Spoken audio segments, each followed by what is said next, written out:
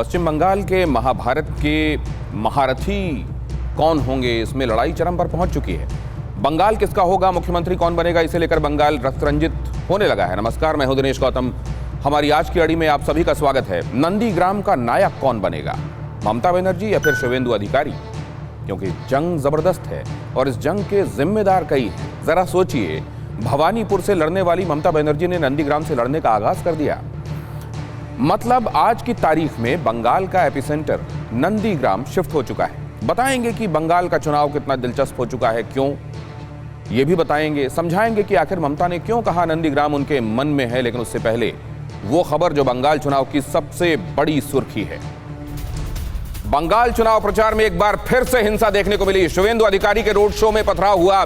South Kolkata में शुवेंदु का था रोड शो और उस दौरान ये पथराव हुआ, जिसकी तस्वीरें आप देख रहे हैं। भारतीय जनता पार्टी की तरफ से कहा गया है कि एक बार फिर से तृणमूल कांग्रेस के लोगों ने हिंसा फैलाई है। यहां तक कि तृणमूल कांग्रेस की समर्थक महिलाओं ने भी यहां पर लोगों के ऊपर धावा बोला। और इधर आप देख रहे हैं वो रैली जिसके बाद ये पथराव हुआ है। यहां पर आज दक्षिण कोलकाता में शुवेंदु अधिकारी और उनके साथ भारतीय जनता पार्टी के कई नेता इस रैली में शरीक थे। जब इधर से पथराव होना शुरू हुआ और एक बार फिर से तृणमूल कांग्रेस चुनाव से पहले हिंसा फैलाने के लिए जिम्मेदार होने के आरोपों के कटघरे में है। यहां पर आप देख रहे हैं उस पत्थरबाज को जो कैमरे में नजर आ रहा है। क्या इसकी तस्दीक होगी, ये कौन है, किसका समर्थक है और उसने पत्थर क्यों चलाया? यहां पर आप देख रहे हैं उसको पत्थर उठाते हुए और फेंकते हुए। उसके साथ में दूसरे लोग भी शामिल हैं। जाहिर है ये एक समूह है जिसको किसी की शय है। कौन है ये लोग, क्या चाहते हैं और क्या भारतीय जनता पार्टी की तरफ से ये जो लगातार कहा जा रहा है कि तृणमूल कांग्रेस बौखलाई हुई है और उसके समर्थकों के जरिए हिंसा करवाई जा रही है, क्या ये बात सच है? आपको याद होगा दिसंबर में भारतीय जनता पार्टी के अध्यक्ष जेपी नड्डा जब गए थे तब भी उनके काफिले पर हमला बोला गया, कईयों को चोट आई। और अब एक बार फिर से ये देखा जा रहा है कि जब भी कभी भारतीय जनता पार्टी की रैली में शामिल हुए लोग वापस लौट रहे होते हैं, उनके ऊपर पथराव होता है। हमारे साथ जुड़ रहे हैं खास मेहमान रितेश तिवारी, उपाध्यक्ष हैं भारतीय जनता पार्टी बंगाल के। बादल देवनाथ हमारे साथ जुड़ रहे हैं, राजनीतिक विश्लेषक हैं। माधवी अग्रवाल चर्चा का हिस्सा है, राजनीतिक विश्लेषक वो भी। विवेक श्रीवास्तव वामपंथी नेता, परिचित हैं आप उनसे। प्रकाश चंदोलिया राजनीतिक विश्लेषक हमारे साथ आज की चर्चा के हिस्से हैं। सबसे पहले तो ये समझने की कोशिश करते हैं कि पश्चिम बंगाल में ये किस तरह की लड़ाई है इस बार। क्या हर कोई एक दूसरे को ईंट का जवाब पत्थर से देना चाहता है? खास तौर से क्या दीदी इस बार अपनी साख का सवाल इस कदर बनाए बैठी हैं चीज़ों को कि भारतीय जनता पार्टी जहां पर जा रही है, प्रचार कर रही है, उसको उसी के अंदाज में उसी जगह पहुंचकर जवाब देना उनको जरूरी लगने लगा है क्या? खुद भारतीय जनता पार्टी इसको कैसे देखती है, आज के एपिसोड को कैसे देखती है? रितेश तिवारी, सबसे पहले आपसे। देखिए, भारतीय जनता पार्टी अपने कार्यक्रमों को लेकर अलग अलग जगहों पे हमारा कार्यक्रम हो रहा है। अभी आपने शो शुरू किया दो बातों को रख के, एक नंदीग्राम और दूसरा आज के शुवेंदु अधिकारी के रोड शो को लेके। पूरे कैमरा पे दिख रहा है तृणमूल कांग्रेस के हाथों में झंडा लिए हुए उनके कार्यकर्ता पत्थर फेंक रहे हैं। ऐसा पत्थरबाजी देश तो कश्मीर में देखता था, लेकिन आज बंगाल में इस तरह का चित्र और ऐसी तस्वीरें नेशनल मीडिया के लिए रोज के लिए एक नया हेडलाइन तैयार कर रही है। हम ममता बनर्जी जब विपक्ष में थी तो यही कहती थी कि हम सरकार में आएंगे तो लोकतंत्र स्थापित करेंगे। उन्होंने बंगला में कहा था बदला चाहिए जे कोनो मूल्य परिवर्तन, जे कोनो मूल्य गणतंत्र फेराते चाहिए। इसका मतलब ये था कि मैं राजनीतिक रूप से सत्ता का परिवर्तन चाहती हूँ, बदले की राजनीति समाप्त करना चाहती हूँ और लोकतंत्र बहाल करना चाहती हूँ। लेकिन आज आपने शब्द का इस्तेमाल किया, रक्तरंजित राजनीति। लगभग हमारे 300 से ज़्यादा से हम लोगों ने अपने कार्यकर्ताओं को इस बंगाल में इस लोकतंत्र की लड़ाई जो हम लड़ रहे हैं इसमें हम लोगों ने खोया है। और आज भारतीय जनता पार्टी देश में 7 वर्ष से शासन में है। हमारे पार्टी के राष्ट्रीय अध्यक्ष पार्टी के कार्यक्रम में डायमंड हार्बर जाते हैं। बुलेट प्रूफ अगर गाड़ी नहीं होती तो वो भी चोटिल हुए होते।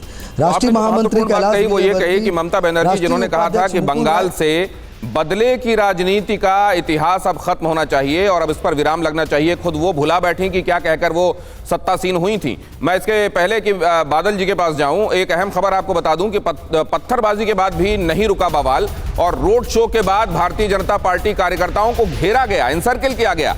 हमलावरों को बचाने का बंगाल पुलिस पर आरोप भी लग रहा है। एक बार फिर से यह कहा जा रहा है कि वहां की पुलिस तृणमूल कार्यकर्ताओं की तरह बिहेव करती है और एक बार फिर से उन लोगों को बचाने की कोशिश की गई जिन्होंने पत्थर मारे। और सिर्फ पत्थरबाजी तक मामला नहीं रुका, बल्कि भारतीय जनता पार्टी कार्यकर्ताओं का घेराव करने की कोशिश की गई। बादल जी, बंगाल क्या संदेश दे रहा है अपने बारे में बाकी के देश और विश्व को? देखिए, पहले तो मैं रितेश को मैं बहुत दिन के बाद मैं देख रहा हूँ। रितेश को सुना था, एक एक्सीडेंट हुआ था। रितेश को मैं पहले कहना चाहता, रितेश तुम कैसे हो? अभी तुम्हारा तो एक्सीडेंट सुना था, अभी ठीक हो? रितेश को तो एक्सीडेंट हुआ। रितेश कैसे हो? मैं बताना, फिर बताना। और मैं दिनेश जी, मैं आपको कहना चाहता हूँ, जो आज जो रैली हुआ शुभेंदु का, मैं आपको एक सवाल करना चाहता हूँ, रितेश को भी सवाल करना चाहता हूँ। जहां पर रैली होता है भाजपा का, वहां जहां पर पत्थरबाजी होता है, पहले से मीडिया कैसे वहां पर पहुंच जाते? मैं तो यही सवाल रितेश को कहना चाहता हूं। ये भाजपा का, मैं दावे के साथ कह सकता हूं, अभी चुनाव आ रहा है, चुनाव के पहले 2 महीना बाकी, चुनाव से पहले कोई पत्थरबाजी कर सकता है? कोई पॉलिटिकल पार्टी कर सकता है? चुनाव से पहले कोई खुद का बदनाम कर सकता है? ये क्यों होता है? मैं रितेश को और पूरे भाजपा को मैं सवाल करना चाहता हूँ, ये क्यों हर बार क्यों होता है ऐसा?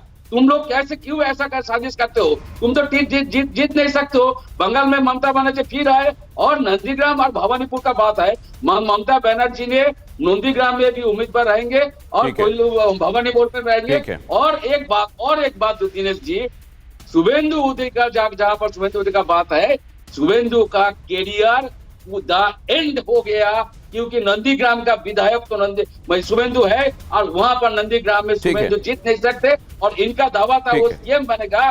सीएम मैं हर चैनल में, पूरे देश को, हर मीटिंग में मैं कह रहा हूँ, शुभेंदु पानी मापते मापते तुम्हारा बाल पाक जाएगा, लेकिन बंगाल में तुम। बादल देवनाथ जी, 3 बातें आपने पहले जो रितेश जी को कहा वो आपकी पर्सनल बात है, आप उनसे फोन पर कर सकते हैं। दूसरी बात जो आपने कही, वो रैली अगर हो रही होती है तो वहां पर मीडिया का पहुंचना और रैली पर निगाह रखना स्वाभाविक है, इसलिए कैमरे वहां पर होते हैं।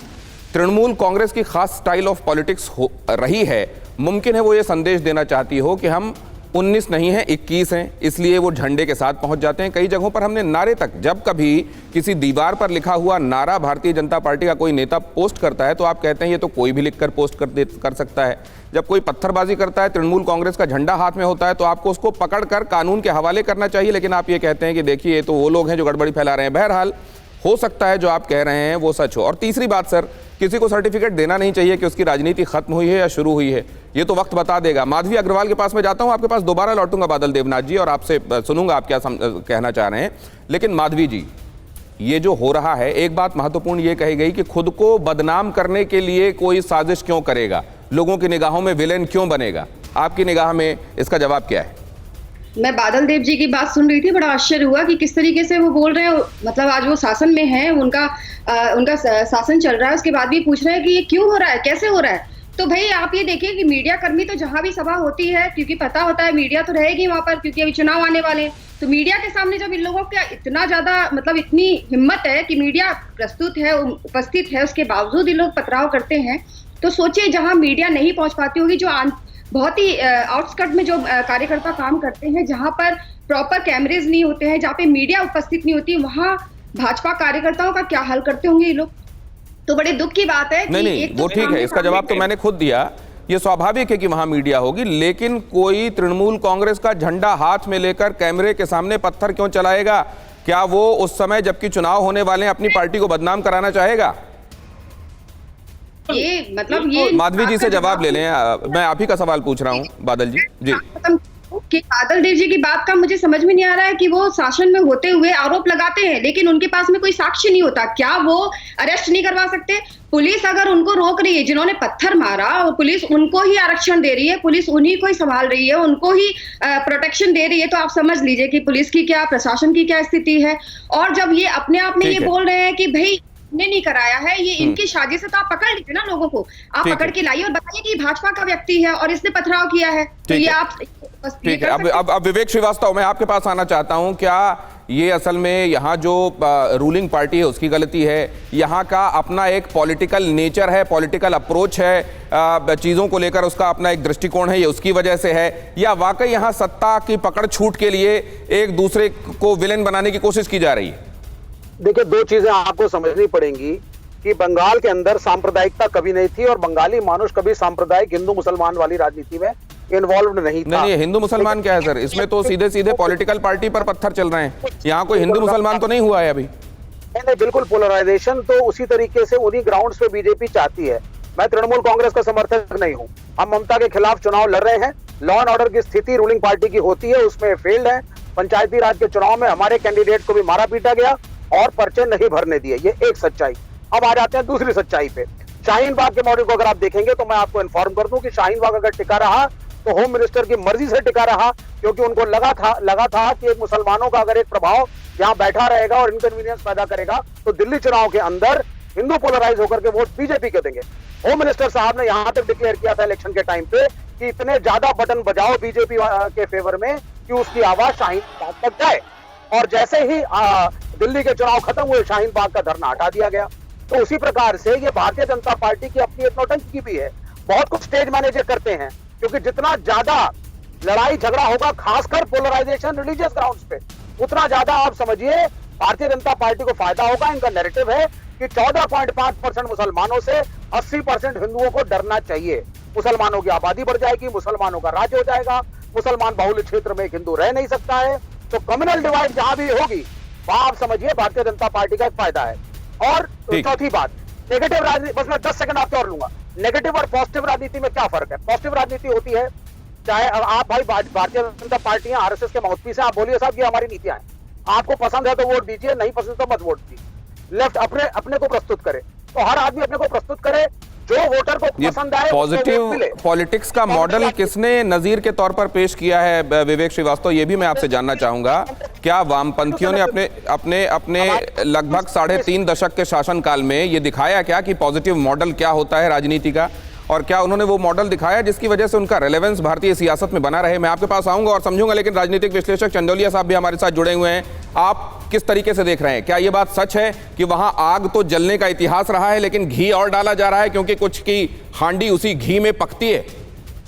दिनेश जी, बिल्कुल घी डालने का ही काम है। आज ही हमला कलकत्ता में उस समय हुआ है जिसकी 2 घंटे पहले ममता बनर्जी ने नंदीग्राम की सभा में जाकर के कहा था कि मैं अपनी सीट बदलने जा रही हूँ। वो अपनी भवानीपुर की सीट के साथ साथ अभी नंदीग्राम से भी चुनाव लड़ेगी, इसकी उन्होंने घोषणा की है। ये मानकर चलिए कि ये इस हफ्ते में तृणमूल कांग्रेस की तरफ से 2 बड़े दांव फेंके गए और दोनों दांव पर तृणमूल को हार मिली।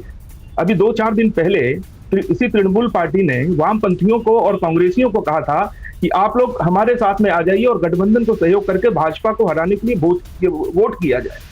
पिछले कई दिनों से अगर देखा जाए तो सभी पार्टियों के राजनीतिक कार्यकर्ताओं पर हमले होते हैं और सबसे अधिक हत्याएं अगर हुई हैं तो भाजपा के कार्यकर्ताओं की हत्या हुई है। और भाजपा ने इसको बहुत बड़े रूप में, आक्रामक रूप में इस मसले को उठाया है। आज ये विवेक जी वामपंथियों के प्रवक्ता है, वामपंथियों के मित्र हैं, वो कह रहे हैं कि यहाँ पर किसी भी प्रकार का हिंदू मुसलमान नहीं होता। अगर हिंदू मुसलमान नहीं होता तो मौलानाओं के साथ में जिस प्रकार की पैरोकारी ममता बनर्जी पहले से करती आ रही हैं, आज क्यों उनको हिंदुओं को मदद करने की जरूरत पड़ रही है? पहले क्यों नहीं किया गया? पूरी सरकार खतरे में है। पूरी सरकार बंगाल के अंदर में हिंसा की आप बात कर रहे हैं, अलकायदा ने यहाँ पर पैर जमाना शुरू कर दिया है। पूरे देश में जहाँ सुरक्षा के हालात हैं, पश्चिम बंगाल के अंदर में अलकायदा ने पैर गाड़ चुके हैं। कई लोगों को यहाँ पर गिरफ्तार किया जा चुका है। सरकार हर तरफ से विफल हो रही है। सरकार की, आप पुलिस और प्रशासन की बात कर ले, देवनाथ दा ने कहा कि वहां पर पुलिस पहले से की थी, पत्थर पहले से कैसे आ गए? अरे भाई, मुझे लगता है कि देवनाथ दा ने बिल्कुल सही कहा है, क्योंकि जिस पार्टी के कार्यकर्ता बम और गोलियों से खेलने वाले हो, वहां पर पत्थर आना उनके लिए आश्चर्य की बात जरूर होगी। जगह जगह पर कार्यकर्ताओं पर बमों से हमले हो रहे हैं, घर तोड़े जा रहे हैं, हिंसक कार्रवाइयां की जा रही हैं। तो क्या वहां पर ये नया इतिहास नहीं है पोलराइजेशन का? नंबर 1, नंबर 2, क्योंकि सत्ता खिसकती हुई नजर आ रही है, इसलिए ममता बनर्जी की बौखलाहट इस हिंसा के तौर पर नजर आ रही है। क्या ये हम समझेंगे? बाकी मेहमानों से हम चलेंगे बादल साहब के पास, लेकिन उससे पहले नंदीग्राम की रैली में ममता बनर्जी के तीखे बोल। बीजेपी को वॉशिंग पाउडर भाजपा बताया। बीजेपी में आते ही काले सफेद हो जाते हैं, कहा ममता ने। काले को सफेद, सफेद को काला करती है भारतीय जनता पार्टी, ममता बनर्जी ने कहा। क्या कहा गया, सुनिए। किंतु आरेक दल आछे যাদের অনেক সম্পত্তি, প্রচুর টাকা, টাকাগুলো হয়েছে ঢাকা, সেই ঢাকাগুলো কোথায় রাখবে? সেই টাকা রক্ষিত রাখবার জন্য আজ বড় বড় কথা, তাদের জন্য টাকা রক্ষা করার জায়গাটা চাই। বিজেপি নেতারা দিল্লি থেকে বলছে হয় জেলে নয় ঘরে, তৃণমূল করলে তোমায় জেলে ভরবো, আর বিজেপি করলে তুমি বিজেপি ওয়াশিং মেশিন, কালো হয়ে ঢুকবে আর সাদা হয়ে বেরিয়ে চলে আসবে। Washing powder Bhajpa, washing powder Bhajpa, এই তো হয়ে গেছে আজকাল। কালোটা সাদা আর সাদাটা कालो। Washing powder Bhajpa. और इससे पहले कि आपको मैं बताऊं कहां कहा उन्होंने ये और क्यों कहा उन्होंने ये अहम खबर देख लीजिए। शुभेंदु अधिकारी को ममता का चैलेंज, नंदीग्राम से चुनाव लड़ूंगी। उन्होंने कहा नंदीग्राम से लड़ सकती हूं मैं चुनाव, और ममता का ऐलान की जरूरत पड़ी तो यहां से मैं लड़ूंगी। शुभेंदु अधिकारी के परिवार का गढ़ है नंदीग्राम। क्या कहा उन्होंने, सुनिए। নন্দীগ্রামের শহীদদের কোনোদিন ভুলিনি, কোনোদিন ভুলবো না। সিঙ্গুরের তাপস মালিকে কোনোদিনই ভুলবো না। মনে রাখবেন, আন্দোলনকে কখনো কেউ ভুলে না, বিশ্বজিৎ সেলিমদেরও সেই রকম আমরা ভুলবো না। আমি আপনাদের কাছে বলবো, আমি বারবার আসবো। নন্দীগ্রাম আমার হচ্ছে একটা লাকি জায়গা। আমি নন্দীগ্রাম থেকেই আমি আমার ইলেকশন ঘোষণা করেছিলাম। আমি আজকেও এসছি নন্দীগ্রামে। নন্দীগ্রাম থেকে তৃণমূল কংগ্রেস 2021-এ জিতবে, এবং 2021 মনে রাখবেন নন্দীগ্রাম থেকেই শুরু হলো জেতার পালা। তা তৃণমূল কংগ্রেস এই নির্বাচনে জয়লাভ করবে নন্দীগ্রাম থেকে শুরু করে। भूमि उच्छेद प्रतिरोध समिति, वहां केमिकल हब बनने वाला था, ये आंदोलन हुआ, उसके बाद टीएमसी सत्ता में आई, लेकिन वहीं नंदीग्राम का इंजीनियर शामिल हो गया भाजपा में। कहा ममता बनर्जी ने कि उसको डर दिखाया गया कि जो पैसे कमाए हैं बचाना है तो इधर आ जाओ, वरना जेल में जाओ अगर तृणमूल कांग्रेस में रहोगे। इस पर बात करेंगे, लेकिन उससे पहले देखिए नंदीग्राम का नया अधिकारी इधर से उधर हो जाए, लेकिन यहां का अधिकारी अगर कोई रहने वाला है तो वो तृणमूल कांग्रेस है, वो ममता बनर्जी है। किस तरीके से ऐलान किया गया, क्यों कहा गया, जरा ये भी देखिए। ये वो चेहरा है जिसके इर्द गिर्द इस समय वो बात हो रही है, शुभेंदु अधिकारी। दिसंबर में जब इन्होंने भारतीय जनता पार्टी का दामन थामा तो ये बहुत हैरान करने वाला नहीं था, क्योंकि पहले से ये कयास लगाए जा रहे थे जब वो कई मीटिंग्स में लगातार अनुपस्थित दिखाई दे रहे थे, और उन्होंने मिनिस्टर के तौर पर अपने पोर्टफोलियो से रिजाइन भी कर दिया था। लेकिन ये अकेले नहीं हैं, उनके पिता शिशिर अधिकारी विधायक रहे हैं 2000 से 2006 और 2006 से 2009 कोंटाई से विधायक, और उसके बाद अभी सांसद। शुभेंदु के भाई, एक भाई सांसद हैं दिव्येंदु तामलुक से, दूसरे भाई नगर पालिका अध्यक्ष हैं। इधर देखिए आप, परिवार का अधिकार 6 जिलों की 80 सीटों पर प्रभाव इनका माना जाता है, और मेदिनीपुर में वर्चस्व माना जाता है शुभेंदु के परिवार का। और यह कहा जा रहा है कि धीरे धीरे पूरा का पूरा अधिकारी परिवार gradual shift Bharatiya Janata party की तरफ करता जा रहा है। इसी बात से नाराज ममता बनर्जी ने शिशिर अधिकारी को उनके चेयरमैन पद से हटा भी दिया। बहरहाल, क्या शुभेंदु अधिकारी के भारतीय जनता पार्टी में चले जाने से एक बहुत बड़ा इन्फ्लुएंस उन लोगों पर होने वाला था जो शुभेंदु के फॉलोअर्स थे और उनकी वजह से तृणमूल कांग्रेस से जुड़े हुए थे? क्या उनको जवाब देने के लिए ममता बनर्जी को आज ये आवश्यक लगा कि वो पहुंचे और ये बताएं कि नंदीग्राम का अगर कोई अधिकारी है, यहां पर किसी का राइट है और चलेगा, तो वो ममता बनर्जी होने वाली हैं। दिव्येंदु के भारतीय जनता पार्टी में शामिल होने से तृणमूल कांग्रेस के जनाधार को कोई फर्क नहीं पड़ेगा। क्या इसीलिए उन्होंने यह ऐलान किया कि मैं भवानीपुर की जगह अब यहां से चुनाव लड़ सकती हूं, या बड़ी बहन छोटी बहन के तौर पर उन्होंने जब इन दोनों जगहों को बताया तो क्या वो ये बता रही हैं कि आने वाले दिनों में वो यहां से चुनाव लड़ेंगी? हालांकि बहुत सारे लोग ये कह रहे हैं। शुभेंदु अधिकारी ने ममता बनर्जी को चैलेंज कर दिया है। लीजिए एक और नई खबर, एक और नया एंगल। 50,000 से ज्यादा वोटों से हराऊंगा, शुभेंदु ने कहा है। शुभेंदु अधिकारी ने कहा है कि मैं 50,000 से ज्यादा वोटों से हराऊंगा। मतलब यह कि शुभेंदु अधिकारी वहां से लड़ेंगे, ममता बनर्जी अगर उनके बरक्स खड़ी होती हैं तो 50,000 से ज्यादा वोटों से वो ममता बनर्जी को हरा देंगे। बादल साहब, टिप्पणी। मैं आप ही का शब्द को मैं ले रहा हूँ। टीएमसी को 6 महीने से पहले से विलेन बनाया जा रहा है पूरे देश में, और मैं आपको धन्यवाद देना चाहता हूँ, पूरे TV9 को धन्यवाद देना चाहता हूँ। आपने बांग्ला भाषा में ममता बनर्जी का भाषण आपने सुना है, क्योंकि पूरा देश में बांग्ला भाषा सेकंड लार्जेस्ट लैंग्वेज है, बंगाली लैंग्वेज सेकंड लार्जेस्ट है। और नंदीग्राम वॉशिंग मशीन पाउडर का बात आपने कहा है, तो ये तो ठीक है कि ममता बनर्जी जिसके ऊपर निराश थे, जिन लोगों को निराशा था, तो वही लोगों को लेके उन्होंने काला से सादा बनाया है। जिन लोगों को टीवी में दिखा गया वही प्रदेश भाजपा ऑफिस में वीडियो दिखा है, शुभेंदु ने पैसा ले रहा है, सब ने पैसा ले रहा है, और वही लोगों को लेके, वही शोभन बोईसकी को लेके जिसके ऊपर टिप्पणी चलते थे, किसी का बीबी को लेके भाग गया शोभन बाबू। एक बात बोलूं मैं बादल साहब, ये तो ठीक है भारतीय जनता पार्टी आपको कुछ कहेगी, आप जवाब देंगे। मैं एक न्यूट्रल ऑब्जर्वर की हैसियत से एक बात कहना चाहता हूं। मुझे ये लगता है पॉलिटिकल पार्टीज को ये महसूस हो गया है कि पैसों का लेन देन या उसका दिखाया जाना, उससे कोई बहुत बड़ा फर्क नहीं पड़ने वाला है, इसीलिए उनके वो दिखाए जाने के बाद भी वो आपकी पार्टी में रहे, कैबिनेट मिनिस्टर बने रहे, और इसीलिए वो दिखाए जाने के बाद भी वो भाजपा में चले गए, वहां से वीडियो हटा लिया गया। नहीं, आपने सुना नहीं है ममता बनर्जी ने क्या कहा, और मैं हर दिन सभा में क्या कहता हूँ, जो लोगों को वो लोग डरा रहे हैं, घर में रहो नहीं तो जेल में जाओ, यही 6 महीने से चल रहा है बंगाल में, और किसी को जेल लोगों के ऊपर निराश था हम लोग, वही लोगों को लेके भाजपा का प्रदेश ऑफिस में प्रदेश अध्यक्ष बनाया, किसी को पूरा टीम राज्य कमेटी में तृणमूल के ज्यादा लोग। मैं ये कह रहा हूँ डिफरेंशिएटर क्या है, डिफरेंस क्या दिखाई दे रहा है जनता के सामने, जिसको वोट देना है उसके सामने क्या नजीर रखी जा रही है? क्या उसके पास कोई ऐसा सॉलिड डिफरेंशिएशन है जिसकी वजह से वो जाए और ये कहे कि नहीं हमारी पसंद तो ये होगा? क्या उसके लिए कोई नजीर रखी जा रही है? जरा ये बात मैं रितेश जी से भी समझ लूं। रितेश जी, देखिए, आपने कई बातों को उठाया, बादल देवनाथ भी कई बातों को उठाया। देखिए, सवाल ऐसा है कि जो पहला सवाल है कि भारतीय जनता पार्टी में डरा रही है, एजेंसियों का दुरुपयोग कर रही है, ममता बनर्जी का ये आरोप है। तो मैं ये पूछना चाहता हूँ कि इस पार्टी में डेरेक ओब्रायन उनके सांसद हैं, कल्याण बनर्जी उनके सांसद हैं, शांतनु सेन उनके सांसद हैं, तो बाकी लोगों क्यों नहीं कह रहे कि हाँ मुझे भी बुलाया गया? देखिए, जो गलत करेगा उसको कानून का सामना करना पड़ेगा, और कानून अपना काम करेगी। पूरी पार्टी में जिनको भारतीय जनता पार्टी में शामिल होना है, लोकतांत्रिक व्यवस्था में कौन किस पार्टी में जाएगा या नहीं जाएगा, यह पूरी तरीके से उस व्यक्ति के ऊपर निर्भर करता है कि कौन किस पार्टी में जाएगा। जो दूसरी महत्वपूर्ण बात यह है, जो नंदीग्राम की बात आपने की, दरअसल ममता बनर्जी को पूरी तरीके से इस बात का एहसास है कि वो भवानीपुर चुनाव हारने वाली है।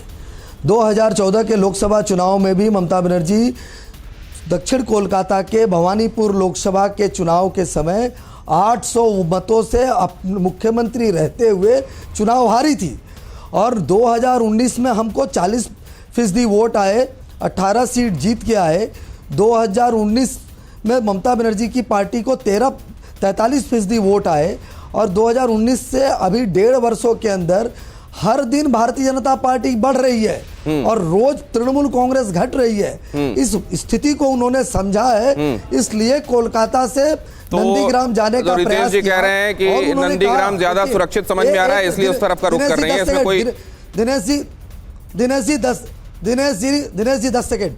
जिस नंदीग्राम को उन्होंने कहा ये उनकी लकी स्थान है, जब नंदीग्राम का आंदोलन शुरू हुआ था तो मैं चैलेंज करता हूं, नंदीग्राम के आंदोलन के शुरुआत में ममता बनर्जी अस्पताल में भर्ती थी। उस आंदोलन का नेतृत्व लाल कृष्ण आडवाणी, सुषमा स्वराज के नेतृत्व में भारतीय जनता पार्टी ने लड़ी। और अच्छा है कि शुभेंदु बाबू के पिताजी शिशिर बाबू अभी भी सांसद हैं, आप चाहे तो उनसे बात करें। ठीक है, नंदीग्राम में अभी आप अपना यूनिट भेजिए। ठीक है, लड़ाई को भारतीय जनता पार्टी सर, आप ये बताने की कोशिश कर रहे हैं कि जिसका कोई नाम नहीं ले रहा है वो भारतीय जनता पार्टी भी, वो असल में वहां पे मुख्य भूमिका में थी, बेशक उसका नाम ना लिया जा रहा हो। मैं आ रहा हूं बादल साहब, आपसे सुनूंगा, समझूंगा ये आप क्या कहना चाह रहे हैं, लेकिन मैं इसको लेकर जरा ये समझ लूं, ये जो बात कही जा रही है मैं ये समझना चाह रहा हूं। विवेक, आपके पास आ रहा हूं, क्या कोई मेजर डिफरेंशिएटर है लोगों के सामने कि क्यों चुना जाए? जब लोग ये सोचें तो उनके सामने एक मॉडल हो और वो मॉडल कोई रखने की कोशिश कर रहा है। देखिए, इस बार लेफ्ट और कांग्रेस के बजाय ये दोनों पार्टियां कहीं ना कहीं एक कम्युनल कार्ड खेल रही हैं। एक हिंदुओं का चैंपियन बनने की कोशिश करता है, हिंदू राष्ट्र की बात करता है, मुसलमानों से खतरा बताता है और पोलराइजेशन की कोशिश करता है। तो दूसरा सेक्युलरिज्म के नाम पे कहीं ना कहीं थोड़ा सा तुष्टीकरण तो करता ही है। तो इस बार जो आपका जो फाइटिंग का एजेंडा है, वो एक तरफ तो ये सांप्रदायिक राजनीति है, दूसरी तरफ लेफ्ट और कांग्रेस की अपनी सेक्युलर राजनीति है। दूसरी बात मैं आपको बताता हूं, भारतीय जनता पार्टी के पास अपना कोई जनाधार आरएसएस का बंगाल में नहीं है, ग्राउंड लेवल पे वर्कर्स भी नहीं है। अब इनको अपने आप को सस्टेन करना है तो कैसे सस्टेन करें, तो इनका यूज एंड थ्रो और ब्रेकअवे वाली पॉलिसी चल रही है। पहले मुकुल रॉय को प्रेशर डाल करके सीबीआई ईडी सब कुछ कर कुरा करके ममता बनर्जी से तोड़ के ये लाए, उनको इन्होंने एक भूमिका में दिया। अब भाई उनका जो रोल है थोड़ा सा साइड प्ले हो गया, अगर आप नोट करेंगे। मुकुल रॉय का आजकल कोई नाम ही नहीं लेता है। अब एक नए श्रीमान जी आए हैं वहां पर, शुभेंदु जी। शुरू में उनके पिताजी कह रहे थे कि हो सकता है मैं समझाऊंगा ये वापस अगर चला जाए, अब प्रेशर कुछ ज्यादा ही पड़ गया है। तो ये CBI, ED, enforcement directorate, income tax, इन सब का प्रयोग करके बलशाली। एक अहम खबर सुन लीजिए विवेक श्रीवास्तव, आपने जो कहा है इसका जवाब मैं लूंगा। आपने ये कहा है कि कुल मिलाकर ये जो आते हुए दिखाई दे रहे हैं, आ नहीं रहे हैं, ये लाए जा रहे हैं डंडे के जोर पर, लेकिन उन्होंने ऐसा क्या किया कि जिससे डंडा चलाना उन पर मुमकिन हुआ? ये भी समझूंगा। बीजेपी सांसद सौमित्र खान पर पार्टी सख्त हो गई है। सौमित्र खान की बयानबाजी पर उन्हें कड़ी फटकार लगी है। सौमित्र ने दिलीप घोष को लेकर दिया था बयान, बीजेपी जीती तो दिलीप घोष बनेंगे सीएम, कहा था उन्होंने। सौमित्र खान के बयान से कई वरिष्ठ नाराज हो गए हैं। सौमित्र खान ने क्या कहा था? কিন্তু আমি দৃঢ় বিশ্বাস দিলীপ ঘোষ রাজ্য একদিন চালাবে আর দিলীপ ঘোষ মুখ্যমন্ত্রী হবে। আমি দৃঢ় বিশ্বাস দিলীপ ঘোষ মহাশয় যেভাবে নেতৃত্ব দিচ্ছে আমি নিশ্চিত করে বলতে পারি একটা ত্যাগী পুরুষ সেভাবে নেতৃত্ব দেয়। अपनी पत्नी की वजह से कहीं एम्बेरसमेंट महसूस कर रहे सौमित्र शायद खुद को सामने लाने की कोशिश में ये कह रहे होंगे, लेकिन साथ में कुछ ऐसा हो जा रहा है कि जाहिर है इस पर मुकुल नाराज हो गए होंगे, इस पर शुभेंदु नाराज हो गए होंगे। माधवी, मैं ठीक कह रहा हूं क्या इस बात से? दिलीप को पहले ही सामने कर देंगे तो बाकी लोग कोऑपरेट कैसे करेंगे, इसलिए पार्टी को नाराज होना पड़ा। क्या मैं सही सोच रहा हूँ? देखिए, भारतीय जनता पार्टी कभी किसी फेस पर नहीं चुनाव लड़ती है। हर चुनाव जो है वो अपने कार्य और विकास के कार्य जिस तरीके से केंद्र में हो रहे हैं, पूरे देश में हो रहे हैं, उस पर लड़ती है। इसीलिए अभी तक जब कोई नाम डिक्लेयर नहीं किया गया तो पहले से ये बोलना उचित नहीं था। मेरे ख्याल से इसी वजह से संज्ञान लिया गया होगा उनके भाषण का। लेकिन दूसरी बात, जैसे कि अभी विवेक जी बोल रहे थे, मैं बार बार इस बात को सुन रही हूँ कि वो कम्युनल जो है वो बार बार कोशिश कर रहे हैं भारतीय जनता पार्टी धर्म की राजनीति करे या नहीं करे। लेकिन ये जो विपक्ष में बैठे हुए लोग हैं ना, ये लोग टैग मार्क जरूर लगाते हैं। इनकी आदत है कि ये किसी भी तरीके से धर्म की राजनीति को बीच में लाके बीजेपी के साथ जोड़ दे, और ये बार बार उसको रिपीट कर रहे हैं, बार बार रिपीट करते जा रहे हैं। शायद वो ये चाहते हैं कि ये जो कि अभी मामला ये हो रहा है कि टीएमसी के कार्यकर्ता पथराव कर रहे हैं, लगातार जो है वो यहाँ पर हत्याएं हो रही हैं, इसके एवज में ना आकर उन्होंने सीधे धर्म की राजनीति से इसे जोड़ दिया। इनको सारी बातें जैसे लगता है कि वो बैठकर सुन रहे हैं और वो देख रहे हैं कि ये क्या हो रहा है, लेकिन बावजूद इसको ये एक दूसरा अमली जामा पहनाने की कोशिश कर रहे हैं, जो कि आप संबोधित विवेक श्रीवास्तव को कर रही हैं, लेकिन उधर सिर हिलाकर कुछ कहने के लिए बेताब बादल साहब हैं। बादल साहब, देखिए दिनेश जी, रितेश भैया ने 2-3 सवाल उठा दिया, डेरे को बयान और पार्टी के लीडर का बात किया। जो लोग ऑनेस्ट है, मैं कहता हूं मेरे खिलाफ तुम सीबीआई ईडी लगा दो, कुछ भी नहीं मिलेगा। बादल देवनाथ इतना ऑनेस्ट है और सब दुनिया कहते हैं बादल देवनाथ भोलेनाथ है, और मेरे पास कुछ ब्रेकआउट नहीं होगा। जो लोग ऑनेस्टी नहीं है उन लोगों को डरा रहा है भाजपा। और तीसरा बात सौमित्र का बात है, मतलब आप ये कह रहे हैं कि ऑनेस्ट नहीं थे शुभेंदु अधिकारी, उनको कैबिनेट में रखा गया था ऑनेस्ट नहीं होने के बावजूद भी। वीडियो तो देखा तो आपने तो वीडियो का पैसा ले रहा है, हम भी तो देखा है, सब तो दुनिया तो देखा है वो बस शुभेंदु पैसा ले रहा है। टेस्टिंग ऑपरेशन तो हुआ था ना उनके खिलाफ। तो सौमित्र का बात है। और एक सीक्रेट बात मैं कहना चाहता हूँ, भाजपा अभी तक आएगा कि नहीं पता नहीं है, 30 के ऊपर विधानसभा सीट मिलेगा कि नहीं पता नहीं है, लेकिन 6 मुख्यमंत्री का दावेदार है और 13 उप मुख्यमंत्री का दावेदार है। देखिए ये भाजपा कर रहा है, ये ऑनेस्टी लेके है। मैं संघ परिवार का मैं बहुत नहीं, तो आप क्या कह रहे हैं कि एक तो लोगों को डंडे के जोर पे पार्टी में लाया जा रहा है, और जो डंडे के जोर पर नहीं आ रहे हैं उनको लालच देकर लाया जा रहा है कि तुमको सीएम बना देंगे या डेप्यूटी सीएम बना देंगे। यस, यही हो रहा है। सबका बोला तुमको सीएम बनाऊंगा, तुम आ जाओ, उसका बोला तुमको सीएम बनाऊंगा। मतलब आप किसी को भी अगर वो पार्टी ज्वाइन कर रहा है बीजेपी, तो आप उसको नेचुरली बीजेपी में जाता हुआ नहीं मानते, या तो उसको लालच में लाया जा रहा है या डर में लाया जा रहा है, आप ये कह रहे हैं? दिनेश जी 6 मुख्यमंत्री का दावेदार है और 13 उप मुख्यमंत्री का दावेदार है भाजपा के अंदर। ये तो सुजाता जी ने भी कहा था, ये हमने सुना है। लेकिन अब इसको लेकर प्रकाश टंडोलिया साहब के पास जाऊं और समझूं। प्रकाश टंडोलिया साहब, क्या ये साम दाम दंडभेद चल रहा है क्या? भाई साहब, अभी ये आइडियोलॉजी की पॉलिटिक्स हो रही है? जी, यहाँ आइडियोलॉजी की कोई पॉलिटिक्स नहीं हो रही है। अभी देवनाथ जी ने कहा कि एक पार्टी के अंदर में 6 मुख्यमंत्री और 13 उप मुख्यमंत्री पद के दावेदार हैं, ये तो फिर भी गणतंत्र की निशानी है। ममता बनर्जी के बारे में तो ये कहा जाता है कि उनकी पार्टी में सिर्फ एक पोस्ट है ममता बनर्जी, बाकी सारे लैंप पोस्ट हैं। अगर गणतंत्र है तो सभी लोगों को आगे बढ़ने की है, और भारतीय जनता पार्टी निश्चित रूप से, आप कल्पना करके देखिए कि पिछले 2016 के चुनाव में जिस पार्टी के पास सिर्फ 3 विधायक थे 294 सीटों में से, आज वही पार्टी सबसे मुख्य प्रतिद्वंदी दल के रूप में उभर कर आई है। और अब विवेक जी अभी जो विपक्षी पार्टियों पर टिप्पणी कर रहे थे, 34 वर्षों तक उनकी पार्टी ने बंगाल में शासन किया है और बहुमत के साथ किया है, बहुत अच्छे वोट शेयर के साथ में किया है। और आज वामपंथियों की ये गरीबी आ गई है कि उनको कांग्रेस के साथ गठबंधन करना पड़ रहा है। कहां गए वामपंथी, कहां गई वो विचारधारा? आप जो आइडियोलॉजी की बात कर रहे हैं, वो आइडियोलॉजी बिल्कुल खत्म हो चुकी है। अभी बंगाल में हिंसा का जो दौर चल रहा है, सत्तारूढ़ पार्टियों के इशारे पर, इनके कार्यकर्ताओं के इशारे पर, आज जो हमला हुआ उसमें तृणमूल सरकार के 2 मंत्रियों ने, अरूप विश्वास और तापस राय, ये दोनों ममता सरकार में मंत्री हैं, और दोनों ने पूरे टीवी आपके चैनल में दिखाया, सारे चैनलों में दिखाया गया कि टीएमसी का झंडा हाथ में लेकर के ये जो भाजपा के कार्यकर्ता हैं उन पर पत्थर बरसाए गए और कई लोग घायल हुए, खून निकले हैं। और दोनों मंत्री जिन्होंने शपथ ली है संविधान की ईमानदारी से काम करने की, वो साफ झूठ कह रहे हैं। सर, एक और एक अहम खबर आ रही है, इस पूरी चर्चा को एक और पहलू मिलने वाला है इस खबर से, वो भी सुन लीजिए। ममता बनर्जी के साथ अखिलेश यादव, बंगाल में ममता के समर्थन में अखिलेश यादव। बीजेपी को हराना ही मकसद है, अखिलेश कह रहे हैं। बीजेपी नफरत की राजनीति कर रही है, लेकिन सवाल ये उठता है कि ठीक है, ये मॉरल सपोर्ट है या इस सियासत, इस बंगाल की पॉलिटिक्स में अखिलेश यादव का ये कहना कोई पॉलिटिकल स्टैंड भी दिखाता है? इसका कोई पॉलिटिकल मायने भी हैं क्या? वैसे इस बार कई सारे ऐसे दल हैं जो बंगाल की सियासत में रेलेवेंट होने के बारे में सोच रहे हैं, और वो पॉलिटिकल पार्टीज बंगाल की सियासत में खुद कितनी रेलेवेंट होंगी ये देखने के लिए अब बहुत इंतजार नहीं है, 4-5 महीने बचे हैं। लेकिन क्या वो दूसरों का खेल खराब कर सकते हैं? इतना मादा है, ये जरा समझने की कोशिश करते हैं। जो चेहरे आपको दिखाई दे रहे हैं, ये वो चेहरे हैं, इनमें से कुछ वो चेहरे हैं जो फ्रंट रनर हैं। जाहिर है भारतीय जनता पार्टी उनमें से एक है, तृणमूल कांग्रेस उनमें से एक है। अब वाम दलों के साथ कांग्रेस हाथ मिलाकर ये खम ठोक रही है कि इस बार देखिएगा हम क्या कमाल करते हैं। लेकिन इसमें जो आपको एकदम किनारे चेहरे दिखाई दे रहे हैं, वो अभी बेशक फ्रिंज दिखाई दे रहे हों, वो उद्धव ठाकरे हों, जिनके नेता संजय राउत ट्वीट करते हैं 17 तारीख को कि अब देखिए हमारे नेता ने यह तय कर लिया है कि हम वहां जाकर भी अपनी पार्टी का विस्तार करेंगे, जय बांग्ला एक नारा उन्होंने दे दिया। या फिर असदुद्दीन ओवैसी हों, जिन्होंने फुरफुरा शरीफ में जाकर पीरजादा साहब से मुलाकात की और यह तय कर लिया कि यहां के माइनॉरिटी वोट्स का हकदार तो मैं होने वाला हूं। और उससे जाहिर है ममता बनर्जी चिंतित हुई होंगी, बेशक वो जाहिर नहीं कर रही। कुल मिलाकर बंगाल का दंगल बड़ा दिलचस्प होने वाला है।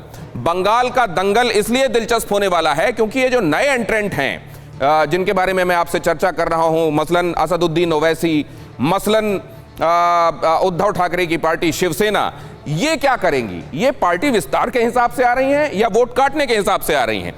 तृणमूल कांग्रेस आपको नजर आ रही है, आपको नजर आ रही है भारतीय जनता पार्टी, कांग्रेस और वामदलों का गठबंधन। हालांकि ये कांग्रेस और वामदलों का गठबंधन आया राम गया राम किस्म का रहा है। इन्होंने कभी असेंबली का इलेक्शन साथ मिलकर लड़ा, लेकिन उसके बाद जैसे ही लोकसभा का इलेक्शन आया 2016 के बाद 2019 आया, तो ये अलग अलग हो गए चुनावों में। 2016 में भी जब सीटों का बंटवारा हो रहा था तो कांग्रेस ने ज्यादा सीटें मांगी थी, दी नहीं गई, कहा गया यहां के राजा तो हम हैं, लेकिन सीटें जो मिली उसके हिसाब से कांग्रेस का स्ट्राइक रेट बेहतर रहा। अभी भी ये कहा जा रहा है कि इनके बीच में सीटों की समझ को लेकर बात बनेगी नहीं उतनी। और यहां आपको दिखाई दे रहे हैं शिवसेना, असदुद्दीन ओवैसी, और इसके अलावा अभी जैसे अखिलेश यादव का बयान हमने आपको सुनाया ही। क्या ये पार्टियां बंगाल में स्टैंड रखती हैं? हम इसलिए भी कह रहे हैं क्योंकि शिवसेना ने, आपको याद होगा, बिहार के संदर्भ में भी ताकत आजमाने की कोशिश की थी, कहा था 50 उतारेंगे, उतारे 22, और जो वोट मिले वो 0.05% वोट मिले। तो किसी भारतीय जनता पार्टी के नेता ने इस पर चुटकी ली और ये कहा कि आप देखिए नोटा को कितने वोट गए, 1.08% वोट तो बिहार के इलेक्शन में नोटा को चले गए, उतने भी नहीं मिली, सबकी जमानत जब्त हो गई, तो यहां आए ही क्यों थे? तो ये जो आने वाले हैं नए खिलाड़ी, मसलन असदुद्दीन ओवैसी, मसलन उद्धव ठाकरे, ये यहां पर आकर क्या करने वाले हैं? क्या ये खुद की पार्टी का विस्तार कर लेंगे? इतना इनका वहां पर उनका मादा है क्या? या फिर ये खेल बिगाड़ेंगे? मसलन असदुद्दीन ओवैसी के बारे में ये कहा जा रहा है वो माइनॉरिटी वोट ले जाएंगे और इससे कम से कम 4 जिले ऐसे हैं जिनकी सीटें, जिनमें आने वाले जो विधानसभा क्षेत्र हैं वहां ममता बनर्जी का कैलकुलेशन गड़बड़ाएगा, क्योंकि माइनॉरिटी वोट में सेंधमारी करने का काम असदुद्दीन ओवैसी करेंगे। इसी तरीके से उद्धव ठाकरे के बारे में ये कहा जा रहा है, भारतीय जनता पार्टी तो कम से कम ये कहती है कि ममता बनर्जी के इशारे पर उद्धव ठाकरे यहां पर 3 दशकों तक साथ मिलकर सरकार में रहे, साथ मिलकर गठबंधन में रहे, लेकिन अब ऐसे दुश्मन हो गए कि ममता बनर्जी के इशारे पर उद्धव ठाकरे की पार्टी वहां जाकर चुनाव इसलिए लड़ने वाली है ताकि हिंदू वोटों का बंटवारा हो सके। क्या वाकई ऐसा है या ये थ्योरीज हैं? जिसको जो सूट करता है उस हिसाब से देखता है। ये कुल मिलाकर वो हाथी है जिसमें पट्टी बांधकर उसके अंगों को हाथ लगाकर ये समझने की कोशिश की जाती है कि है क्या, कोई कान को सूपा समझता है और कोई पैर को खंबा। क्या इसी तरीके का ऐसा कुछ यहां होने वाला है? ये किस तरीके का जाल है और इसमें कौन जाल में फंसा रहा है कम से कम वोटों के हिसाब से, और कौन खुद आने वाले दिनों में शिकार हो सकता है? जरा ये समझने की कोशिश करें किसका रेलेवेंस कितना है, फ्रंट रनर कौन है, और जरा इसमें तटस्थ राय के साथ शुरुआत करने की कोशिश करते हैं। चंदोलिया साहब। सर, मुझे लगता है कि ओवैसी की पार्टी निश्चित रूप से बंगाल में और खास करके सत्तारूढ़ पार्टी के लिए एक बहुत बड़ी चुनौती बनकर के सामने आ रही है। हाल के बिहार के चुनाव में इस पार्टी को 5 सीटें निश्चित रूप से मिली हैं, हालांकि वोट का प्रतिशत तो बहुत ज्यादा नहीं था, लेकिन बंगाल में मुस्लिम मतदाताओं की संख्या लगभग 30% है और ये माना जाता है कि लगभग 90 सीटों 90 से 100 सीटों के आसपास में मुस्लिम मतदाता जो है वोट को प्रभावित करते हैं। और ये मुस्लिम मतदाता अल्पसंख्यक वोट जो है अब तक पहले वामपंथियों के पास थे, कुछ हिस्से कांग्रेस के भी थे, लेकिन कांग्रेस सरकार में यहाँ नहीं रही, तो अभी सत्तारूढ़ पार्टी जो तृणमूल है उसके साथ में मुस्लिम मतदाताओं का साथ है और ममता बनर्जी ने जम करके 9.5 साल तक उनका अपीजमेंट भी किया है। इसलिए ओवैसी की प्रेजेंस जो है बंगाल में इस चुनाव में ममता बनर्जी के लिए बहुत बड़ी चुनौती बनकर सामने आ रही है। और बीजेपी के लिए उद्धव ठाकरे की बात है, उद्धव ठाकरे की पार्टी ने कल ऐलान किया है कि वो भी बंगाल में आएंगी। वो निश्चित रूप से ये ममता बनर्जी का गेम है और ममता बनर्जी के लिए चूंकि वो भारतीय जनता पार्टी के साथ अभी गठबंधन में एनडीए में नहीं है शिवसेना, इसलिए वो चाहते हैं कि बंगाल में उनकी कुछ प्रेजेंस हो, लेकिन चूंकि शिवसेना का बंगाल में कभी कोई प्रेजेंस रहा नहीं है और उस तरीके से कोई भी प्रेजेंस यहाँ पर उनकी बन पाएगी इस चुनाव में, मुझे इस पर शक होता है। अखिलेश जी की पार्टी उत्तर प्रदेश में यदि शासन में होती तो शायद उसका कुछ असर पड़ता। वो बादल देवनाथ जी के पास चलें। बादल देवनाथ जी, ये भी कहा जा रहा है कि सिद्दीकुल्ला साहब जो हैं वो बहुत नजर आ रहे हैं अधीर रंजन चौधरी जी के साथ। नहीं, वो ऐसा कुछ बात नहीं है। सिद्दीकुल्ला जी हमारे साथ ही है। और शिवसेना और मीम का बात मैं कहना चाहता हूँ।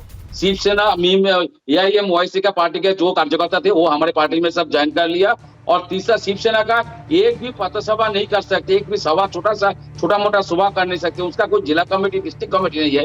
वो भी यहाँ पर कैसे उम्मीदवार खड़ा करेंगे? यहाँ पर 2 स्पीच दे सकते हैं, वो इंडिपेंडेंट कैंडिडेट होगा और कोई असर नहीं पड़ेगा। और मैं रितेश भैया को और एक बात कहना, पूरे देश को बनाएगा तो परिवार बात कहते हैं, यही शुभेंदु का पूरा बाप, पिताजी, माताजी, भैया, दादा सब मिलके भाजपा में ज्वाइन कर लेगा। पिताजी तो अभी नहीं गा, वो भी चला जाएगा। लेकिन परिवारवाद का बात ये लोग मत कीजिए, ये लोग को मैं रिक्वेस्ट करूंगा मत कीजिए।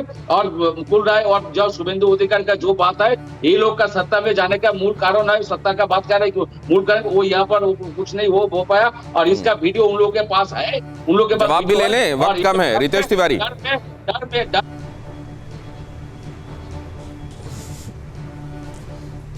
देखिए, लोकतांत्रिक व्यवस्था में कौन सी पार्टी कहाँ चुनाव लड़ेगी नहीं लड़ेगी ये उन लोगों का मामला है। वो पार्टियों को तय करना है कि बंगाल में चुनाव लड़ेंगे या नहीं लड़ेंगे। भारतीय जनता पार्टी लोकसभा में 40% वोट पाई शेयर के साथ मजबूती के साथ हम बूथ स्तर तक पार्टी को तैयार किए हैं इस चुनाव के दृष्टिकोण से, और हम 50% वोट शेयर प्राप्त करें, हम इसकी लड़ाई लड़ रहे हैं।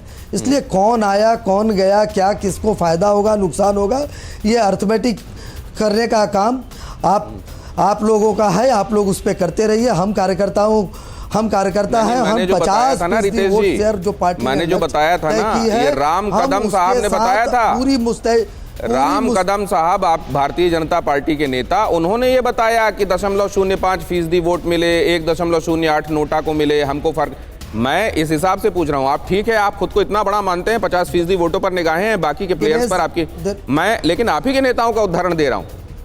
बहरहाल ये देखकर अच्छा लग रहा है कि आत्मविश्वास कितना होना चाहिए पार्टी में। एक बात और समझ लूं सर, आपने एक बात कही और ये बहुत अहम है, समझ लेना चाहिए। विवेक श्रीवास्तव से आऊंगा आपके पास, इसका जवाब सुन लूंगा सर, उतना महत्वपूर्ण नहीं है, इसलिए फिलहाल आगे बढ़ रहा हूं। विवेक श्रीवास्तव, में ये जानना चाहता हूं, ये अपील की गई थी तृणमूल कांग्रेस की तरफ से कि कम से कम ऑपोजिशन यूनाइटेड रहे। आप लोग बड़ा दिल ही नहीं दिखाते, नहीं, इससे बड़े दिल की बात नहीं, बात आइडियोलॉजी की है। और हम और लाइक माइंडेड सेकुलर पार्टी जो हैं मिलकर लड़ेंगे, तृणमूल कांग्रेस से भी लड़ेंगे, भाजपा से भी लड़ेंगे। और आप सुन लीजिए एक बात, ओवैसी साहब भारतीय जनता पार्टी की बी टीम है। बिहार के अंदर हम लोगों की 16 सीटें आई थी, 15 सीटों पे घपला किया गया है काउंटिंग के अंदर। और ओवैसी साहब की वजह से ऐसी बहुत सारी कॉन्स्टिट्यूएंसीज थी जिसमें सेकुलर वोट डेलिबरेटली बीजेपी ने बंटवाया और अपने ही पार्टनर जेडीयू को नीचे दिखाने के लिए एलजेपी को खड़ा किया। ये भी इनके होम मिनिस्टर साहब ने पूरी स्ट्रेटेजिक प्लानिंग करी है। तो बंगाल के अंदर भी ये जो नए नए प्लेयर जिनकी आपने बात करी, ओवैसी साहब बीजेपी की मदद के लिए आ रहे हैं। ठीक है, आप ये बी और सी टीमें कैसे तय होती हैं माधवी जी से समझूंगा, लेकिन उससे पहले एक अहम खबर बता दूं। योगी के मंत्री का ममता बनर्जी पर विवादित बयान। आनंद शुक्ला ने ममता को बांग्लादेशी बताया है और कहा कि वो इस्लामिक आतंकियों के इशारे पर काम कर रही हैं और इस वक्त देश के लिए सबसे बड़ा खतरा हैं। क्या ये भी पोलराइजेशन के लिए दिया गया स्टेटमेंट है या इसमें कोई सब्सटेंस है, और अगर सब्सटेंस है तो ममता बनर्जी की गिरफ्तारी क्यों नहीं होती? सुनिए जरा। ममता बनर्जी पूरी तरीके से बांग्लादेशी हो गई हैं। ममता बनर्जी का भारतीयता में, भारतीय संघ में कोई विश्वास नहीं है। जो इस्लामिक आतंकवादी हैं बांग्लादेश के, उनके इशारे पर वो काम कर रही हैं। रोहिंग्या मुसलमानों को नागरिकता देना, बांग्लादेशी मुसलमानों को नागरिकता देना और अपने वहाँ पर जो हिंदू देवी देवता हैं उनको अपमानित कर... बांग्लादेशी हो गई हैं ममता बनर्जी और आतंकवादियों की हिमायत कर रही हैं। माधवी जी, देखिए, ये तो बिल्कुल साक्ष्य है कि लगातार जिस तरीके से घुसपैठियों की संख्या पश्चिम बंगाल में लगातार विगत वर्षों में बढ़ी है और खास करके तृणमूल कांग्रेस के शासन काल में जिस तरीके से लगातार मुस्लिम संख्या जो बढ़ रही है, वो अपने आप में एक बहुत ही बड़ा प्रश्न चिन्ह लगाता है कि इन लोगों ने किस तरीके का काम किया है। घुसपैठिए बढ़ रहे हैं और जो ममता बनर्जी एनआरसी के लिए लड़ती थी, जब बोलती थी कि एनआरसी लागू किया जाए या वहां पर घुसपैठियों को रोका जाए, वही ममता बनर्जी आज उनकी साथ में खड़ी होती है। तो निश्चित रूप से कहीं ना कहीं ये प्रश्न चिन्ह लगाता है कि इनकी मनसा में है क्या। बादल जी जवाब ले लें, वक्त कम है। बादल जी, मैं इनका जवाब ऐसे ही देना चाहता हूँ आनंद जी को। ममता बनर्जी तो बांग्लादेशी नहीं है और पूरे देश में लोग हिंदू हिंदू कहते हैं, राम राम कहते हैं। मैं इनको इस जवाब ऐसे देता हूँ और मैं शिव का पुनः मन तो मैं करना चाहता हूँ। सुन लीजिए सब मिले। ओम नमः शिव शांता करना तो हे तब निवेदा तंग गौती परमेश्वर नमस्ते विपक्ष नमस्ते दिव्य चक्र नमो विनाशस्ताय भुजहस्ताय वै नमो नित्यशूलस्ताय नंदोपाशंसी पारा नमो त्रैलोक्यनाथाय भूतानां पते नमो ओम नमो भगवते महादेवाय वक्त कम है। ये क्या, ये थोड़ा इसका मतलब भी समझा दीजिए। मतलब यही है, हम लोग भारतीय है, हिंदू सनातन धर्मों को मानते हैं और सिख इस्लाम सबको मानते हैं, सब लेके पूरे बंगाल ही चलते हैं पूरे विश्व में। इसलिए मैं शिव का पुनः मानता हूं। फिर एक बार आपका चैनल में कह दिया। रितेश तिवारी जी,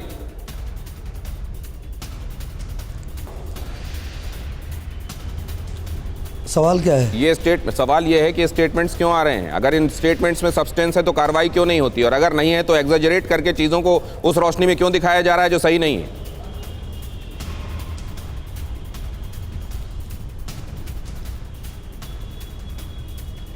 आवाज नहीं आ रही है भाई साहब। रितेश तिवारी जी को अभी आवाज नहीं जा रही है, इंश्योर करें उनको आवाज जाए। मैं इस बात को चंदोलिया साहब से समझ लेता हूं। चंदोलिया साहब, क्या ये मौसम, इस चुनावी मौसम का दस्तूर है क्या कि चीजों को मैग्नीफाइंग लेंस से दिखाओ और अपने वोटर्स को क्या सुहाएगा सुनना उस हिसाब से स्टेटमेंट दो? एग्जेजरेटेड हो तो भी चलेगा। दिनेश जी, मैं सबसे पहले उत्तर प्रदेश के जो मंत्री हैं उन्होंने जो इस्लामिक आतंकवादी ममता बनर्जी को कहा है, मैं इससे सहमत नहीं हूं।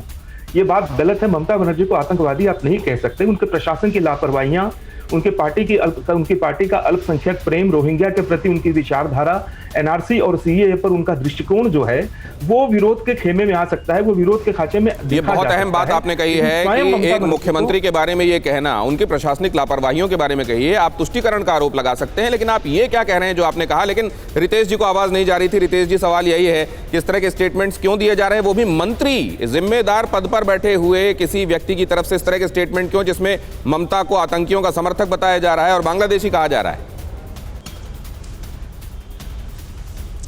देखिए, हम लोग पूरी तरीके से ममता बनर्जी के 9.5 साल के जो फेलियर्स है उसको सामने रख के चुनाव लड़ रहे हैं। मुद्दा ये है कि बंगाल की कानून व्यवस्था का स्थिति क्या है।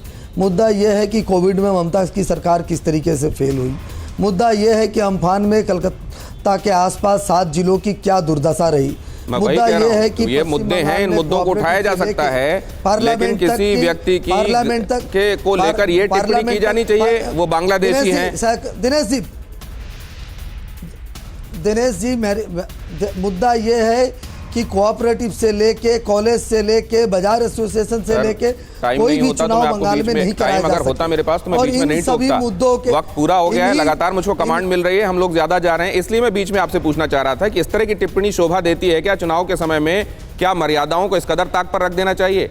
बहुत धन्यवाद। उम्मीद ये करता हूं कि आपकी चर्चा से कम दर्शकों को ये निचोड़ निकालने में सहूलियत होगी कि असल में चल क्या रहा है, क्यों चल रहा है, और जो चल रहा है उसके लिए जिम्मेदार कौन है। आड़ी क्योंकि हमें है देश की बड़ी। एक दिन